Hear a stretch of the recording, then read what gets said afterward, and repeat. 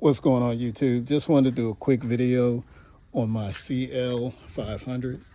I just replaced my crankshaft position sensor. This is the old one and the new one is already installed. I used an E8 female end to remove the star bolt out of the inside of the crankshaft position sensor. I used a long stem to turn it because it's tucked in the back of the I don't know if you can see it, but it's way inside there. I don't have any light, but at any rate, replace that.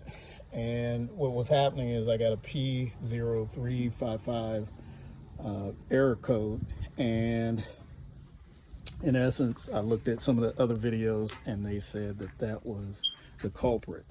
I just replaced it, turned the vehicle on. At first I had crank and no start, but now I have crank and start and it's running like it usually does. Those usually go out, they say within 70,000 plus miles you should change it, but I had mine in since the inception of the vehicle. This vehicle is a 2002, so it lasted that long, 20 plus years. So it was well overdue, and I wasn't even familiar with it. I've had the car for 4 years. So once again, if you have an issue where you cannot turn, you can turn over the vehicle, but you cannot have it start.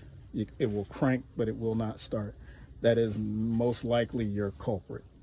Hope this finds you well. Like, subscribe, and hopefully this will help somebody out.